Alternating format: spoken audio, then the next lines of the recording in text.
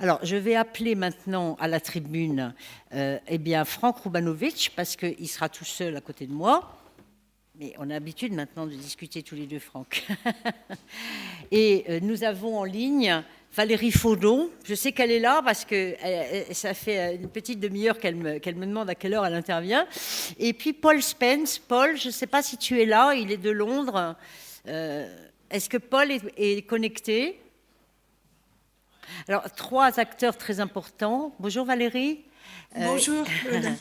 Donc une amie de longue date, elle Bonjour Paul. aussi, et qui ils viennent de faire avec la SFEN une étude extrêmement intéressante et importante sur les modes de financement du nouveau nucléaire. Donc vraiment, je les remercie. Ils ont planché dans le cadre d'une réunion préparatoire à ce colloque.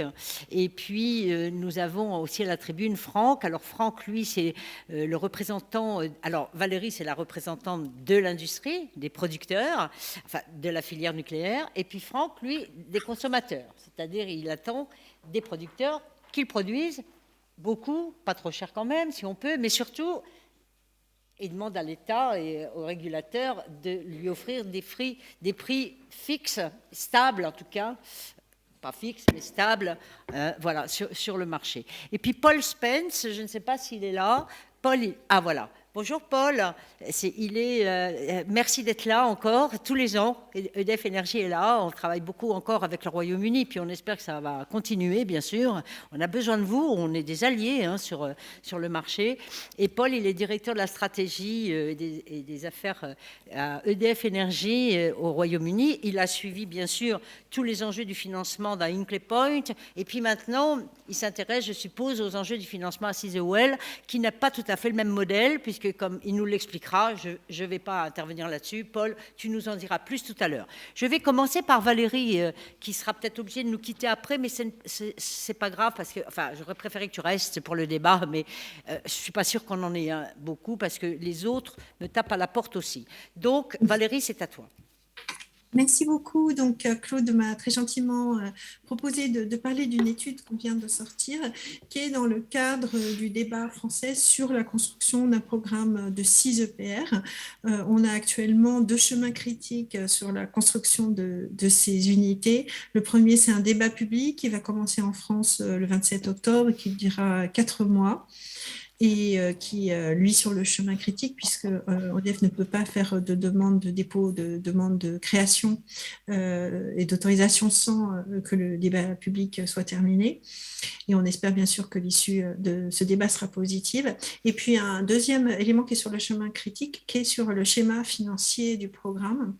En fait, il se trouve que le coût de production de l'électricité, et ça je pense que c'est la même chose ce qui s'est passé sur Hinkley Point, donc Paul je pense pourra en parler, est très dépendant du coût du capital. Voilà, avec une très forte sensibilité.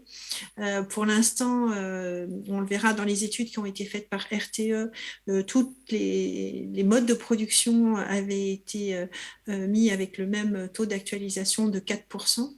Donc, dans ce schéma, on voit qu'un scénario où on renouvelle une partie du parc nucléaire avec, par exemple, 14 unités, le coût complet d'un tel système est 10 milliards d'euros moins cher qu'un scénario 100% renouvelable. Mais c'est vrai que cette différence, donc, qui montre vraiment l'avantage qu'il y a à renouveler une partie du parc nucléaire en France, s'estompe si le coût du capital serait très important. Donc cette question du schéma financier est extrêmement importante. Donc notre étude, on s'est d'abord posé la question de qu'est-ce qui était compliqué à financer. Pourquoi un projet nucléaire, c'est compliqué à financer. Donc, il y a 3 raisons principalement.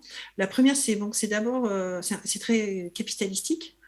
Et donc, quand on a une structure avec des coûts fixes importants, pour pouvoir se rémunérer et recouvrer le coût de son investissement initial, il faut avoir une visibilité sur les revenus. Alors, vous savez que les marchés énergie actuels en Europe ne donnent pas de signal long sur le prix de l'électricité. Et puis, deuxièmement, il faut aussi avoir une garantie sur son taux de disponibilité, ce qui est disons, un peu compliqué pour le nucléaire dans des systèmes avec beaucoup de renouvelables où il est obligé de faire du suivi de charge. Voilà, ça c'est le premier point, c'est la nature capitalistique qui de ce fait est relativement similaire à celle des renouvelables. Le deuxième point, c'est la taille du projet. On parle pour le projet français de 52 milliards d'euros, c'est l'audit qui a été fait par la DGEC. Donc 52 milliards d'euros, quand on regarde la taille des bilans des électriciens européens aujourd'hui, même EDF ne peut pas prendre cet argent sur ses fonds propres et sur son bilan. Donc c'est compliqué. La taille de l'argent à rassembler en fait un projet assez unique. Et la troisième caractéristique d'un projet nucléaire, c'est sa durée. On investit pour 60 ans, voire pour 80 ans. Donc, on n'est pas dans une fenêtre d'investissement qui est relativement courante par rapport à d'autres projets. Et puis aussi, surtout, on n'a pas de revenus pendant 10-15 ans. Donc, on a des cash flows négatifs pendant 10-15 ans. On n'est pas rémunéré. Voilà. Donc, tout ça fait que c'est compliqué de financer aujourd'hui un programme nucléaire. Donc, on a fait, c'est cette deuxième partie de l'étude, des analyses de cas. On a regardé tous les cas, depuis la façon dont avait été financé le parc historiquement, donc au début par autofinancement et puis par emprunt. On a regardé ce qui a été fait en Finlande, où ce sont des clients qui ont devenu actionnaires en fait de TVO et qui donc ont investi dans la centrale de TVO et en contrepartie ils ont donc l'électricité après coûtant. Et puis on a regardé évidemment, alors je pense que Paul parlera d'HPC et de Sizewell-C, donc je vais pas dévoiler les schémas. Mais en tout cas, on a regardé aussi la Hongrie et la République tchèque, qui sont des modèles très intéressants, sachant que la Hongrie, vous savez qu'il y a un prêt interétatique entre la Russie et la Hongrie, a déjà vu son schéma financier accepté par la Commission européenne, par la DG Comp, avec comme contrepartie le fait que le projet, en fait, la société qui est porteuse de projet est séparée de l'exploitant du parc existant. Et puis, on a regardé évidemment ČEZ, qui actuellement a soumis son projet à la Commission européenne, donc qui est en cours d'analyse, où là, on a à la fois un prêt de l'État qui couvre maintenant 100%, je crois, de la construction, et puis aussi un prix de l'électricité qui est donné et qui est garanti. Voilà. Donc, tous ces éléments font partie de notre réflexion. Donc, on en a tiré 3 recommandations pour l'État français. Donc, la première, c'est d'abord penser dans les temps longs. Ça, c'est vraiment pour c'est la question du risque politique. Il se trouve qu'il y a un progrès actuellement, puisque le nucléaire a la cote actuellement dans la population française. Il y a eu une remontée très forte depuis 2018 du nombre de Français qui pensent qu'on a besoin de nucléaire à l'avenir. Et je dirais, même s'il y a encore des partis qui sont contre le programme nucléaire, on voit que leurs sympathisants le sont de moins en moins. Donc, on espère pouvoir retrouver ce consensus national qu'on a eu, en gros, pour schématiser, entre la droite et la gauche dans les années 70 et 80, puisque François Mitterrand a mis en ligne 43 réacteurs nucléaires. Donc ça, c'est la première condition. La deuxième, c'est une régulation. Alors ce sujet, il est sur la table, je pense que vous en avez parlé aujourd'hui. C'est un sujet complexe, mais c'est évident que le nucléaire ne pourra pas se construire sans une régulation, sans une visibilité sur ses revenus et les prix de vente, et sans aussi des régulations sur le partage du risque, en particulier le risque de construction. Et enfin, le troisième point, c'est une participation de l'État sous une forme ou sous une autre, un prêt ou une prise en capital. Voilà, donc, c'est les 3 conditions qu'on a déterminées sur la base de l'étude de cas qu'on a pu faire. Donc, l'État français travaille sur ce schéma et comme je disais, il est dans le chemin critique, sachant qu'on vise comme objectif un taux de financement à 4% pour ces projets. Voilà. Un grand merci Valérie, et en plus c'est dans les temps, c'est parfait, c'est clair, bravo. Merci. Mais je vous invite quand même à aller voir l'étude. À lire l'étude, absolument. Ah oui. Sur notre site. On ne s'embête pas, hein. On ne s'embête pas en la lisant. Et franchement, c'est passionnant, enfin, pour ceux qui s'intéressent au financement du nucléaire, mais ici, quand même, j'espère, tous. Voilà. Alors, je vais interpeller Franck, parce que lui, évidemment, il a besoin d'énergie, d'électricité. Et donc, il va nous dire à quelles conditions il aimerait qu'elle se fasse aujourd'hui. Il est dans une crise grave. Ces entreprises, quelquefois, ne peuvent plus payer la facture. Mais je ne suis pas sûre, en tout cas, qu'il ne partage pas avec moi l'idée qu'un bouclier tarifaire soit la meilleure des solutions pour sortir de cette crise. Mais je te laisse le dire toi-même. Merci, Claude. Alors, il y a un an, j'étais à cette même conférence. Il y a un an, la crise avait déjà commencé pour les consommateurs d'énergie. À l'endroit où je suis assis, un représentant de la Commission européenne nous expliquait qu'il fallait patienter, que la crise n'allait pas durer, et qu'il n'était surtout pas le moment de remettre en cause le modèle de marché. Voilà. C'est d'ailleurs des discours qu'on entend toujours. Il y a quelques jours, une PME française m'a contacté parce que là où elle payait son électricité 50 € du mégawattheure jusque cette année, elle va devoir payer maintenant 1300 € du mégawattheure. Alors fort heureusement, le prix, c'est une consommation multipliée par un prix unitaire. Donc puisque le prix unitaire est trop élevé, il y aura sa solution de faire passer à zéro sa consommation, ce qu'elle va faire cet hiver. Voilà.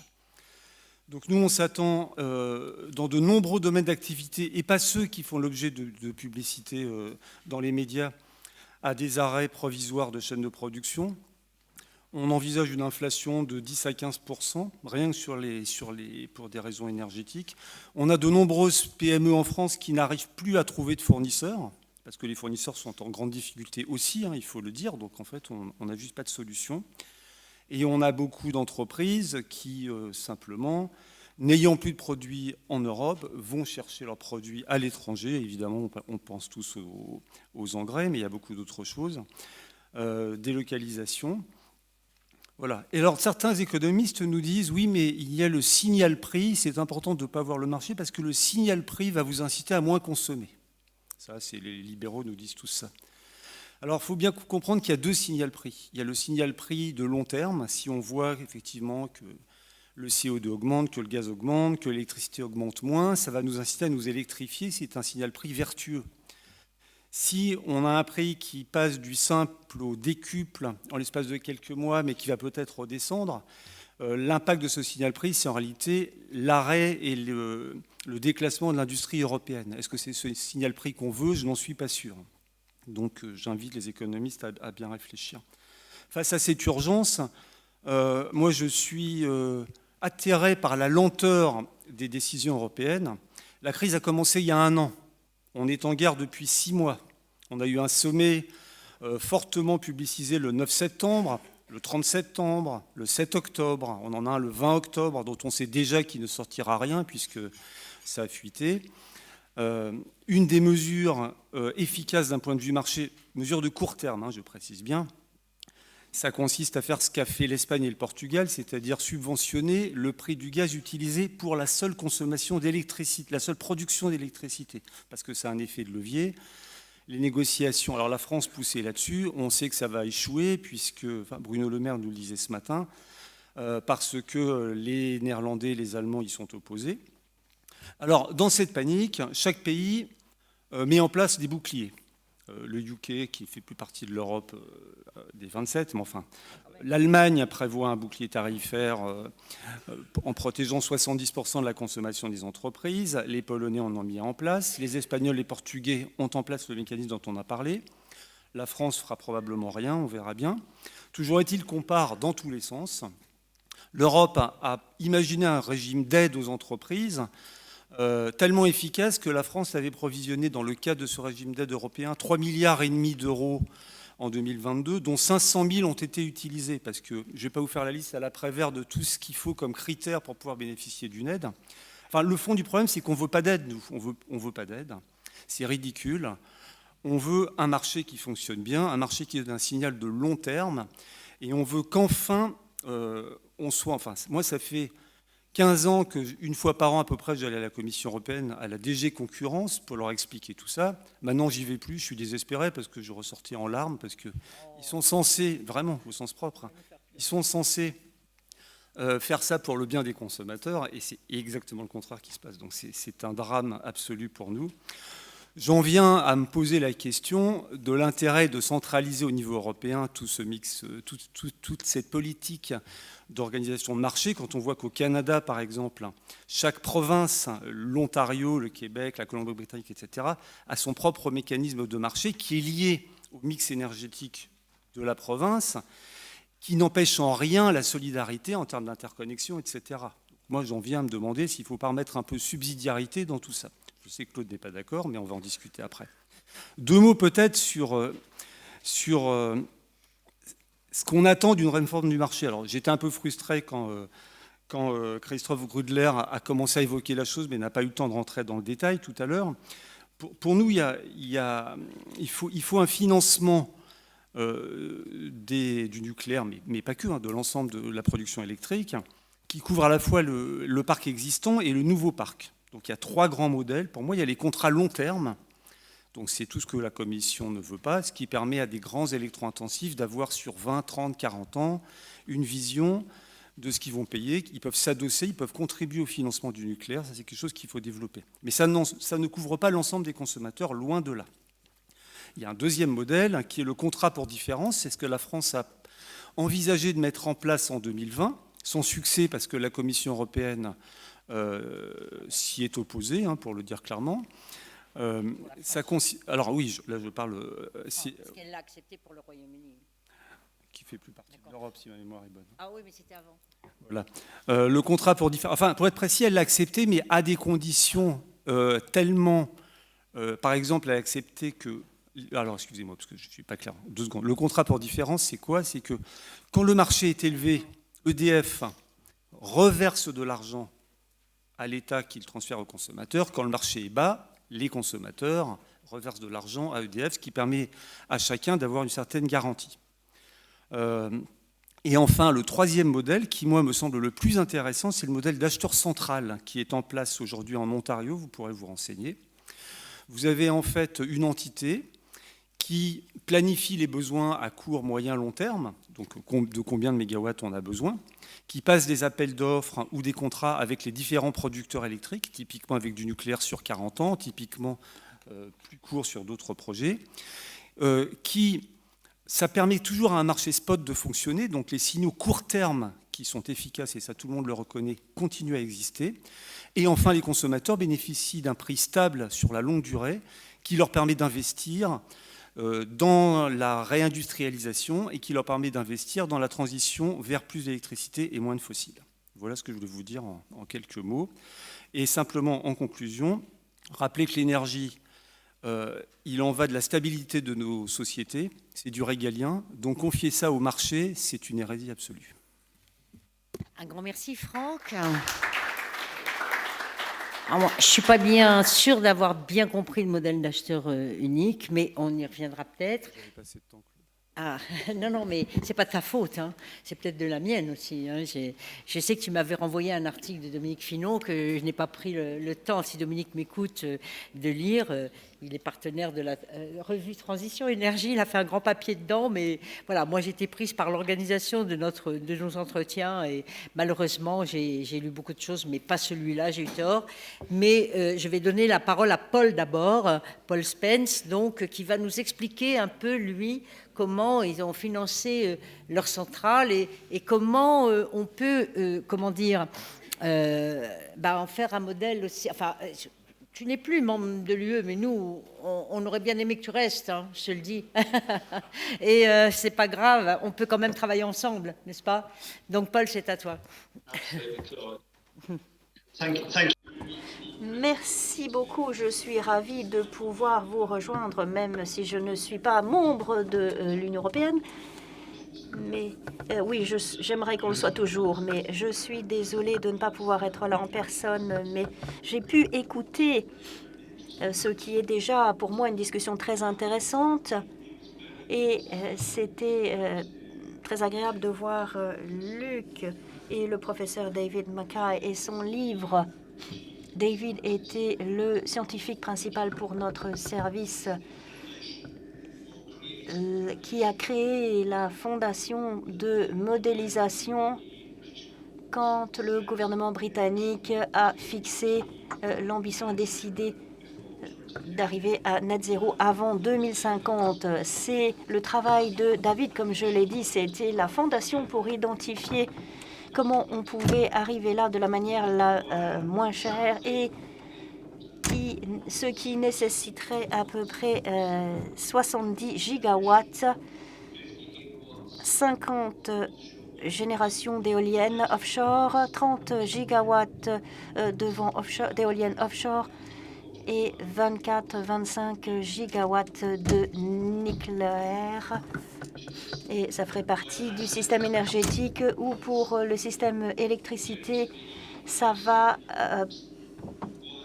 il faudra produire environ 2 fois plus d'électricité que ce que le Royaume-Uni consomme aujourd'hui et environ 4 fois plus de systèmes à bas carbone qu'aujourd'hui. Donc, c'est un besoin massif, un besoin énorme pour le Royaume-Uni et pour pouvoir investir dans le bas carbone. Et comme l'a dit Valérie, la nature de cette infrastructure à bas carbone est que cela nécessite beaucoup de capital dès le départ. Et donc, même si on réduit le coût par habitant, il faut que ça ne soit pas une trop forte charge pour les consommateurs. Donc la première chose que le gouvernement a fait il y a quelques années, c'est de mettre en place l'une des dispositions dont Franck a parlé, c'est-à-dire le mécanisme de contrat pour différence, où les constructeurs de projets bas carbone ont la confiance qu'ils auront un prix par mégawattheure et qui sera intéressant et qui sera payé quand ils commencent à produire cette électricité et pour avoir assumé le risque de la construction du projet au départ. Et ils sont payés en 2 composantes. Une composante, c'est le prix du marché pour l'électricité produite. Et ensuite, il y aura une marge supplémentaire si le prix du marché est en dessous de ce qui avait été accordé ou un remboursement si le prix du marché est au-dessus de ce prix agréé. Et donc aujourd'hui, ce mécanisme a été une grande réussite pour encourager l'investissement dans les moyens bas carbone au Royaume-Uni. Aujourd'hui, nous avons environ 8 gigawatts de capacité bas carbone avec la biomasse, le vent et le solaire qui fonctionnent sur le système britannique aujourd'hui. Et avec les prix élevés de l'énergie, ils remboursent de l'argent aux consommateurs. Ainsi que les 8 gigawatts qui sont déjà produits, il y a 30 gigawatts de capacité supplémentaires qui font déjà l'objet d'un contrat et qui sont en cours de construction. Et cela, compris comme Claude et Valérie l'ont dit, cela comprend le projet Hinkley Point C. Le prix pour Hinkley Point C, le contrat pour différence, était de 92 livres 50. À l'époque, c'était 25% en dessous du coût équivalent pour le projet éolien moyen qui avait été agréé. C'était 2 fois plus que le prix du marché à l'époque. Mais si Hinkley Point C produisait aujourd'hui, si on avait commencé la construction plus tôt et si on avait terminé la construction aujourd'hui, ce projet serait capable de rembourser 4,5 milliards de livres sterling par an aux consommateurs à cause de l'augmentation des prix de gros, évidemment. Donc, à l'époque où on a critiqué en disant que 92 livres 50, c'était trop haut pour payer pour la capacité, avec le recul, c'est finalement un très bon accord pour le Royaume-Uni. Néanmoins, quand on pense à d'autres projets nucléaires, le gouvernement a essayé de voir s'il y avait des manières de réduire encore le coût du capital pour le nucléaire en faisant deux choses. La première chose, c'est en élargissant le financement existant, les financiers existants. Et la deuxième chose, c'est en assumant une partie du risque pendant la phase de construction. Et ça, c'est la structure des moyens réglementés qui ont été mis dans la loi. C'est la base qui sera valable pour les prochains projets européens à l'avenir au Royaume-Uni. On espère que le premier de ces projets, ce sera une copie d'ingénierie de Hinkley Point C. Et ce projet, avec cette base de moyens réglementés, va faire en sorte que les consommateurs vont payer de l'argent aux constructeurs pendant la phase de construction et assumer une partie du risque de construction. Alors, ça n'est pas quelque chose de particulièrement nouveau. Et j'ai demandé à mon équipe de me donner quelques chiffres et ils m'ont dit qu'il y a déjà 100 milliards de livres de moyens électriques dans le système énergétique britannique qui a déjà utilisé cette base d'actifs régulés au Royaume-Uni. Mais ils ont financé ça à un coût bien inférieur que le projet Hinkley Point C. Il y a également un précédent dans le secteur de l'eau, de la projet de construction qui sera financé de cette manière élégamment et qui aura un coût de capital inférieur, ce qui va réduire le prix de l'électricité qui sera ainsi produite. Alors, encore une dernière chose que je voudrais dire. Franck nous a parlé de certaines actions qu'il espère que la France et que l'Europe va mettre en place avec cette crise énergétique et avec l'invasion de Poutine en Ukraine. Le gouvernement britannique essaie de voir s'il y a moyen de protéger les consommateurs des prix élevés que l'on voit sur le marché du gaz et rompre le lien entre ces prix élevés et le prix qui est payé pour les actifs renouvelables bas carbone. Et donc, dans la législation, on peut un peu élargir le même mécanisme que le mécanisme pour la différence, l'appliquer à de nouveaux projets et l'appliquer aussi à des projets existants et aux moyens nucléaires à l'avenir.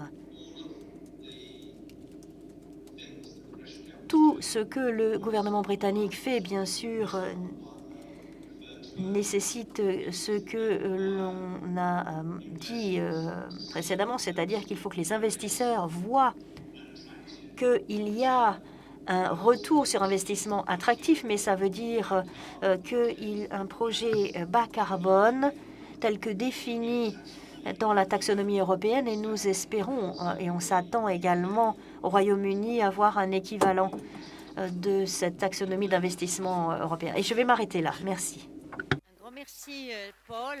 Alors, je suis vraiment, c'est toujours sur moi que ça retombe de frustrer le débat, les gens du débat, mais là, on a pris un petit peu de retard. Je vais être obligée, à moins qu'il y ait une question vitale dans la salle, sur ces enjeux-là, non, de financement. Alors, on a fait tout notre colloque l'année dernière. On avait l'économiste anglais, j'ai perdu son nom, qui était parmi nous, qui a travaillé d'ailleurs sur le RAB et qui nous avait expliqué ça en long, en large. On en avait fait tout notre colloque. Mais bien sûr, il faut revenir avec ces modèles. Valérie ne nous l'a pas dit, mais il y a 4 modèles en discussion actuellement au sein d'EDF avec les pouvoirs publics pour essayer de pointer le meilleur modèle. Nous, on a eu accès parce qu'il y a eu des fuites, c'était secret. Mais voilà, c'est pas encore complètement arrêté. Alors, vous avez entendu la Pologne tout à l'heure, où ils ne savent encore même pas quel partenaire ils vont choisir. Il n'a pas osé non plus nous dire, ou il n'a pas assumé le fait que leur choix, ce serait quand même plutôt les Américains. Bon, mais il a quand même cité les Américains en premier dans sa liste. On ne peut pas lui reprocher ça. La France et la Corée du Sud en troisième, mais on est très loin du financement. On en parlait avec Yves à table tout à l'heure au buffet. Le financement des projets de Poméranie, on en discute depuis 2013. Les projets sont prêts, enfin ils étaient prêts, c'était EDF Polska à l'époque, maintenant on a retiré un peu l'OBI quand même, parce que je voulais poser la question tout à l'heure à EDF, mais on a 6 EPR en France, peut-être 14, plus 2 aux Pays-Bas, on est sur les rangs, plus on est sur les rangs en Pologne, en Inde. Est-ce qu'on va être capable de faire tout ça? La question est légitime. Donc on la posera peut-être à Erki tout à l'heure. Donc je vous remercie beaucoup pour ces contributions, mais on va revenir avec un article de fond dans la lettre des entretiens sur ta demande. Et puis tu nous as fait pleurer. Moi je crois que c'est quand même grave, quoi, ce qui se passe. Que la Commission ou l'Europe ou les États n'arrivent pas à aider, à sauver l'industrie européenne et ses entreprises, c'est inimaginable, c'est incroyable. Parce que derrière, alors il n'y a pas que la production, il y a l'emploi. Voilà, nous on confond entreprise et grands patrons, qu'on déteste chez nous en France. D'ailleurs, on a tort. Parce qu'il faut quand même les gérer, ces entreprises, entre parenthèses. Et comme les salariés ne veulent pas participer et contribuer à la gestion, alors en plus, les petits patrons. Bon, on ne vous connaît pas bien en fait. Non mais c'est vrai, on ne les connaît pas. Nous, les entreprises, voilà, on voit les grosses et les milliers de petites entreprises, on ne les connaît pas. Pas assez. Voilà. Oui, Henri, tu voulais dire quelque chose?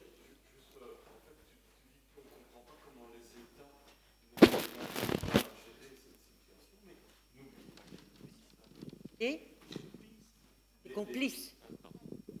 Greenpeace, les Verts, alors parce qu'ils ont développé une stratégie pour miner les États, et c'est extraordinaire ce qu'ils arrivent à faire. C'est que on voit bien, ils sont partout. Voilà, ils imposent leurs idées, et quand les États osent dévier, ils les ramènent à l'ordre. C'est une machine de guerre, ce truc. Alors oui, mais c'est un peu court comme explication. Je pense qu'il y a des grosses raisons économiques derrière. Et d'ailleurs, on a bien vu en Finlande, Greenpeace, ils soutiennent le nucléaire, ils viennent de faire une déclaration. Donc attention, alors voilà, donc c'est plus complexe. On ne comprendrait pas. Si c'était seulement la pression des Verts, et puis les États qui cèdent parce qu'il y a 2% à glaner ici ou là dans le cadre des réélections, c'est trop court. On peut pas, je ne pense pas qu'on puisse expliquer ça comme ça. Voilà, donc, mais c'est mon avis, mais ça fait partie du sujet quand même. Voilà, merci Franck.